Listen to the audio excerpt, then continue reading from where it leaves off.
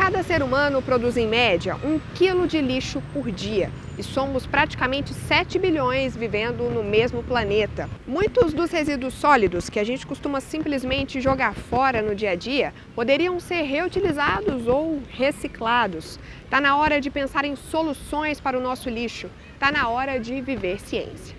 Átomos e inferências, robôs que trabalham sem terno, resíduos postos à venda, vacina contra o cemitério, conforto e freio nas granas, planeta é mais que hemisférios, ciência mata, ignorância, desvenda ódios e mistérios.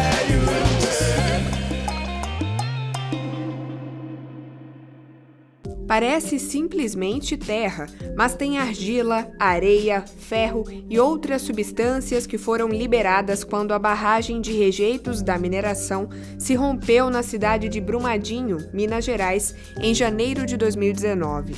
O pesquisador Hélio buscou meia tonelada desses rejeitos, misturou com retalhos de tecido que seriam jogados no lixo e fez tijolo.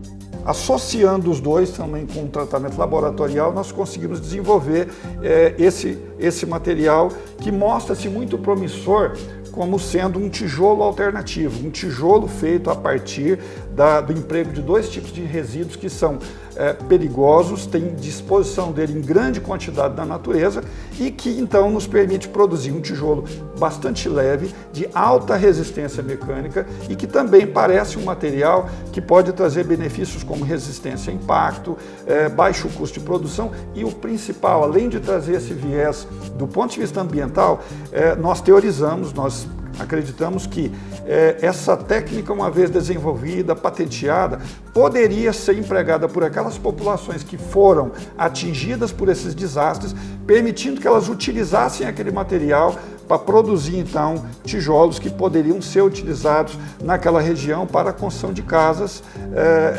de baixo custo, né? Um levantamento da Agência Nacional de Mineração, de fevereiro de 2019, aponta que o Brasil tem 769 barragens. Quando a de Brumadinho se rompeu, liberou mais de 10 milhões de toneladas de rejeitos. Ou seja, nós estaríamos utilizando dois materiais residuais para produzir um novo material que atenderia a demanda tanto social quanto ambiental daquela região que foi afetada. Os pesquisadores acreditam que o tijolo pode ter resistência contra balas disparadas por armas. Nós ainda não tivemos a oportunidade de fazer em grande escala e fazer uma parede e um teste em escala real, né? Mas ele mostra pelas suas propriedades que já são possíveis de ser observado dessa maneira que a gente vê, que ele é possível que ele tenha esse comportamento. Nós vamos verificar isso ao longo do desenvolvimento do programa, mas ele é bastante promissor nessa direção. Eu lhe garanto, a resistência desse material é em muito superior aos tijolos tradicionais que nós temos à disposição no mercado. E esses rejeitos têm substâncias tóxicas, perigosas para a saúde humana. Não há o risco nesses tijolos dessa ligação. É muito pouco provável que isso ocorra. A literatura nos tem mostrado que quando você associa materiais cimentantes, materiais aglutinantes, de uma forma simples, materiais que possam unir, que possam colar, que possam ajuntar partículas que contenham materiais perigosos, você produz o que a gente chama de compósito. O compósito é uma associação de dois ou mais elementos diferentes que vão produzir um novo material. De maneira geral, os compósitos eles podem ser ligados, eles podem ser ajuntados através de materiais como o cimento, por exemplo. No nosso caso, nós não estamos falando em cimento, estamos falando de um material obtido do aproveitamento do resíduo de tecido, mas que tem essa propriedade de ajuntar e de colar essas partículas, né? Evidentemente que nós vamos passar isso por testes, existem testes específicos para provar que o produto final não traz nenhum tipo de periculosidade, mas até o momento as evidências que nós temos é que o material é seguro. Evidente que isso será comprovado cientificamente ao longo do andamento do curso. Tecido também pode se transformar em material que imita mármore. A ideia também está em desenvolvimento no doutorado em Ciências Ambientais do pesquisador Hélio, orientado pelo professor Nelson Antoniozzi. O Brasil é o quarto maior produtor de malhas do mundo. A Associação Brasileira de Indústria Têxtil acredita que, por ano, sobram 170 mil toneladas de retalhos de tecidos variados no país. 40% vão para empresas recicladoras e os outros 60% direto para os aterros sanitários. Esse resíduo de tecido passou por um processamento laboratorial e se converteu nesse material que pode ser entendido como uma barra de mármore sintético artificial. Modificando então a cor do tecido, eu poderia ter então a produção de um material semelhante com a coloração daquele tecido original.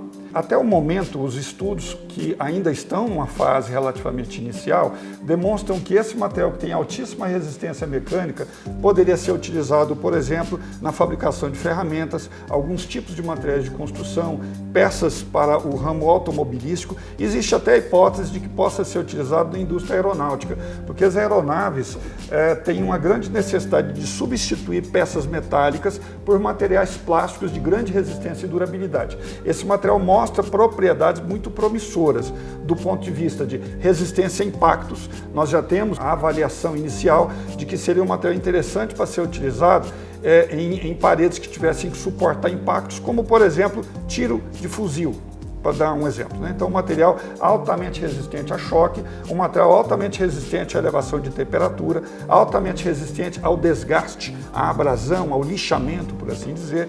Um dos próximos passos é produzir o material em quantidade maior para calcular quanto ele custaria. Nesse momento, nós temos aí a possibilidade de dizer para você que o grande ganho não é necessariamente financeiro, mas é um ganho do ponto de vista ecológico, do ponto de vista ambiental. Porque nós vamos deixar de gerar na natureza uma grande quantidade de resíduos que podem inclusive ser poluentes, que podem contaminar o solo, a água, os rios, né? Então isso dá um ganho ambiental bastante expressivo, que evidentemente tem que ser também calibrado com um custo de produção dele que seja compatível com os materiais tradicionais. Então, ao longo do tempo, nós com certeza chegaremos a esse equilíbrio do ambiental, do sustentável ambientalmente e também do ponto de vista econômico e financeiro. No próximo bloco, a gente fala sobre o destino dos resíduos sólidos, do lixo, na zona rural. É já já.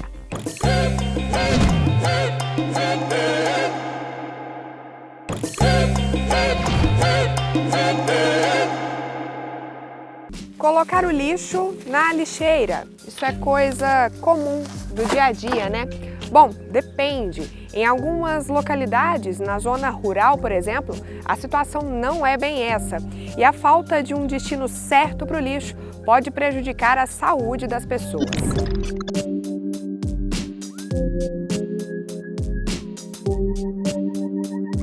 Essa questão do resíduo na área rural deveria ser tratada de forma diferente. Então, as políticas que nós temos hoje, as políticas públicas com relação ao atendimento às comunidades ou à área rural, do modo geral, né? Não vamos pensar quando a gente fala em comunidade, eu tenho lá uma comunidade bonitinha lá com uma área delimitada, com algumas famílias morando, 10, 20, 50, 100 famílias.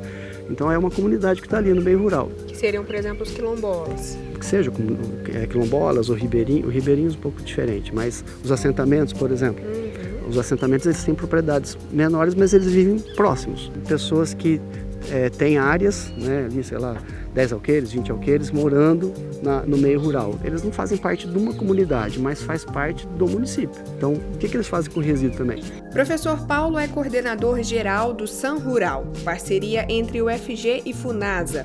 O projeto é focado em construir um plano para detalhar as condições de saneamento e saúde ambiental em comunidades rurais e tradicionais de Goiás. Ele tem como foco principal o trabalho com comunidades rurais e tradicionais aqui do estado. Entre essas comunidades tem os assentamentos, as comunidades quilombolas e comunidades ribeirinhas.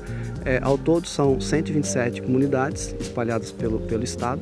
No Brasil, saneamento básico é um direito assegurado pela Constituição. A Lei 11.445 de 2007 determina que saneamento inclui abastecimento de água, esgotamento sanitário, limpeza e drenagem urbana, manejos de água da chuva e de resíduos sólidos, ou seja, do lixo. Quando eu penso no resíduo, né, aí a gente está lá em casa, o caminhão passa em frente da nossa casa para pegar o resíduo que eu coloco ali, com separação ou não, faço uma coleta seletiva ou não.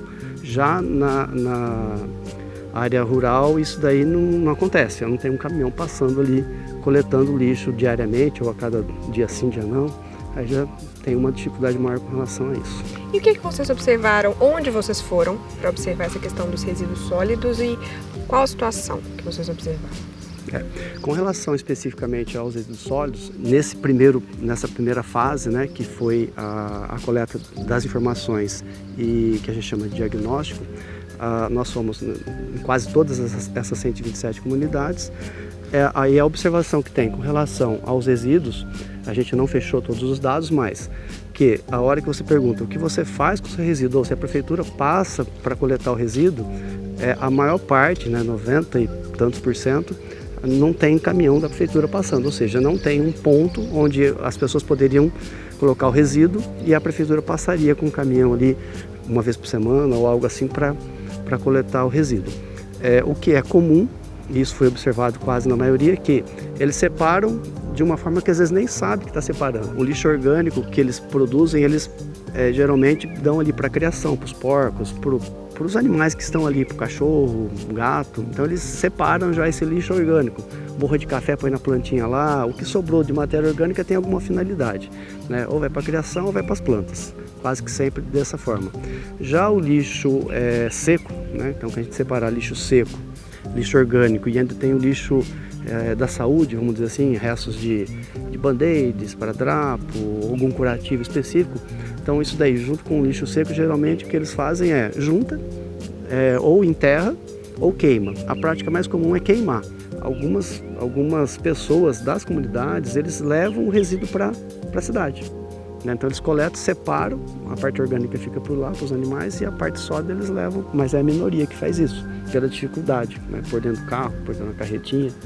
O professor explica que o projeto também faz análises clínicas, como coleta de sangue, para entender como essas condições podem afetar a saúde dos moradores de propriedades na zona rural, principalmente dos que vivem em comunidades, como assentamentos que reúnem mais pessoas. O problema é que, pelo fato dessas comunidades, as pessoas estarem mais próximas, a questão de uma transmissão por conta de vetores que vão estar ali no resíduo, que até ele enterrar, ou até ele queimar, ou até o animal ali comer, pode trazer algum problema com relação a vetores e ali disseminar de uma forma mais fácil, né, uma mais rápida, doenças para as pessoas que moram ali no entorno daquele local, né?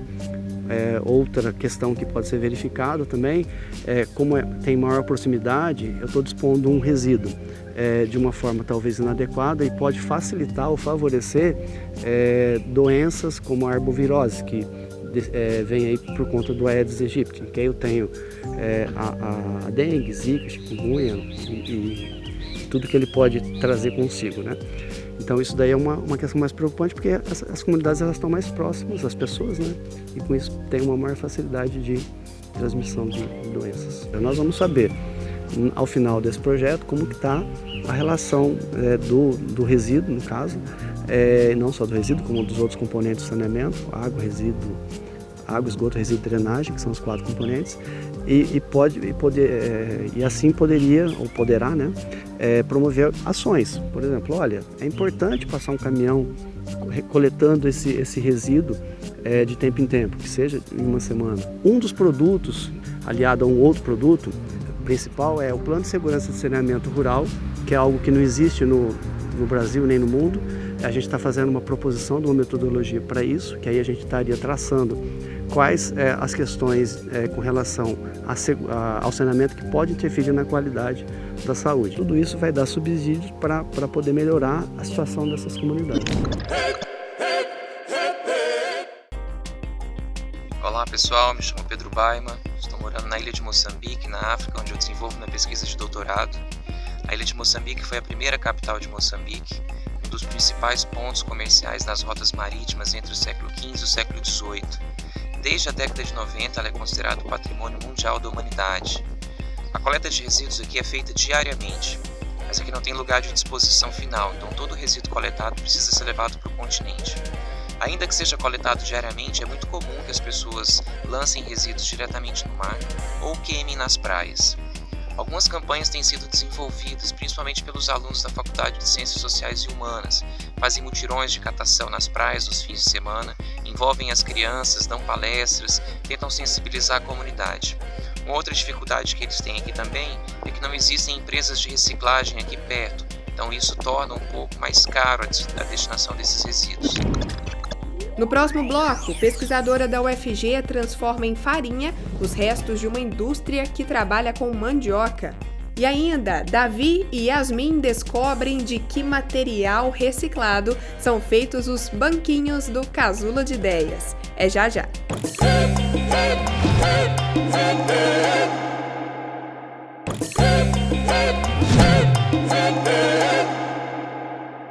Num bolo como esse aqui, vai farinha de trigo ou de arroz. Mas que tal fazer uma receita com farinha do bagaço ou da casca da mandioca? Para aproveitar resíduos da indústria, cientistas desenvolveram essa ideia. A professora Thaisa, da Faculdade de Nutrição da UFG, investigou durante o mestrado formas de aproveitar os resíduos de uma indústria de fécula de mandioca. Professora, antes de mais nada, o que se produz nessa indústria? O amido da mandioca, né? Da mesma forma que tem o amido do milho, se tem o amido da mandioca, que recebe essa nomenclatura de fécula. Essa fécula ela é aplicada na indústria farmacêutica, na indústria de alimentos, na produção de alimentos e gera-se vários tipos de resíduos desse processo produtivo. Dentre eles, a casca e o bagaço da mandioca, que é a fibra residual após a extração desse amido.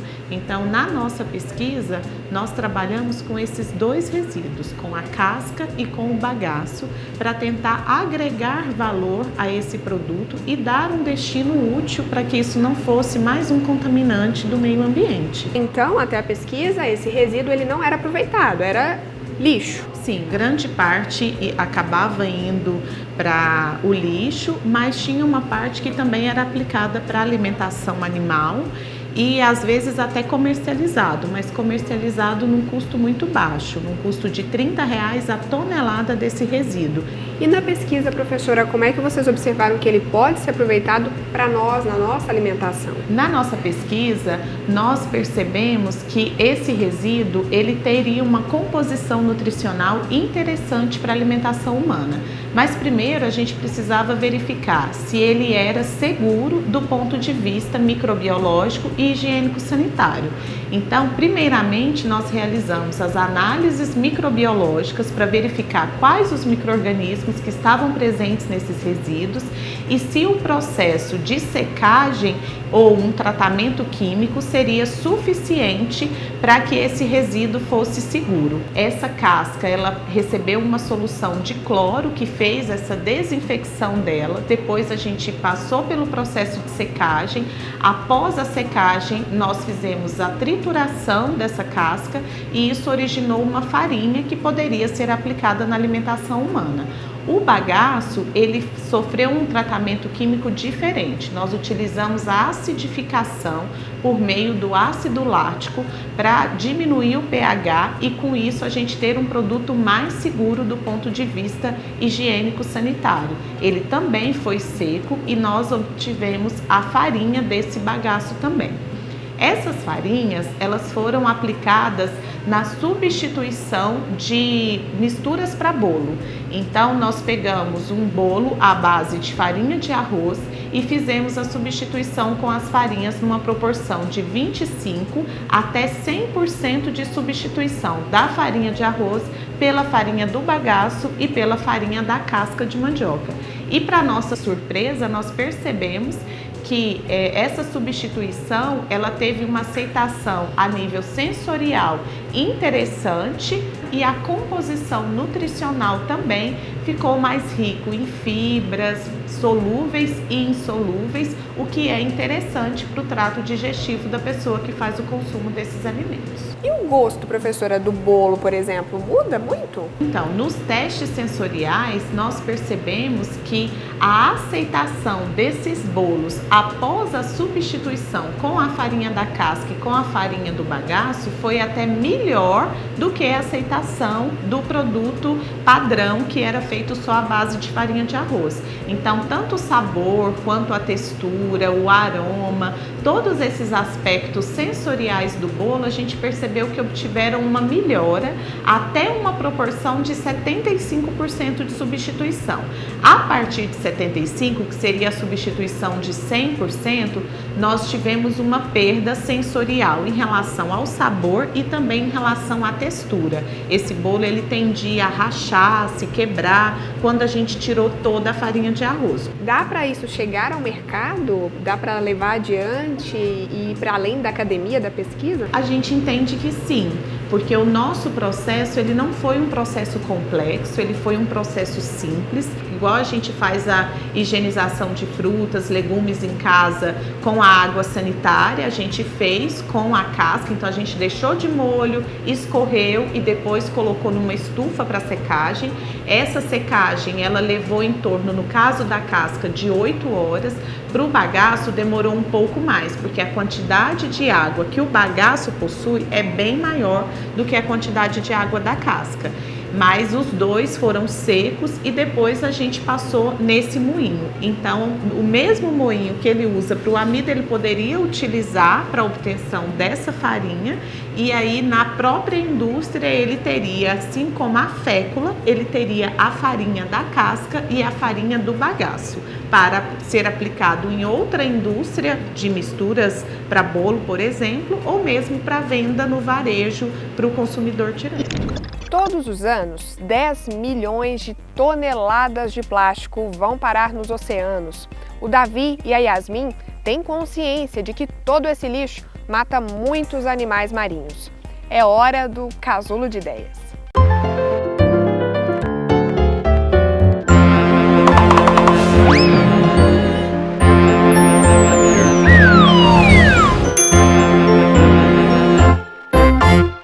Meu nome é Yasmin, tenho 7 anos.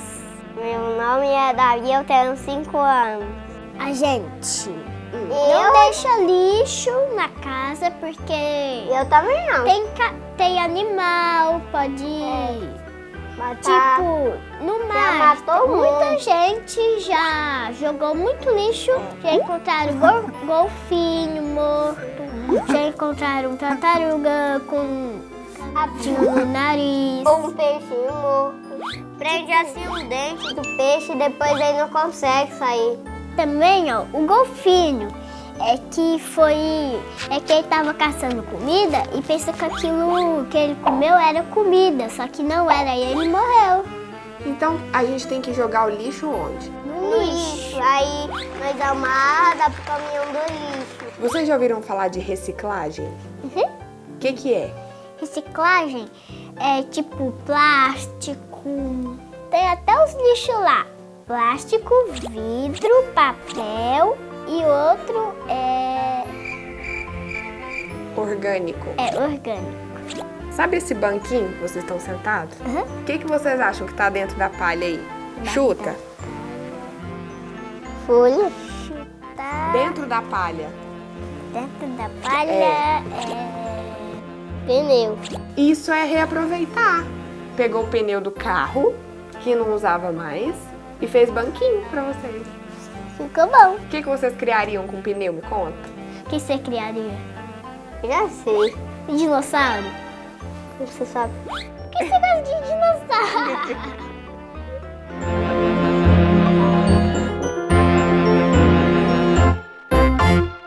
Se inspire nas pesquisas que a gente mostrou para pensar o que você pode reaproveitar antes de jogar direto no lixo. Vamos repensar. Até a próxima!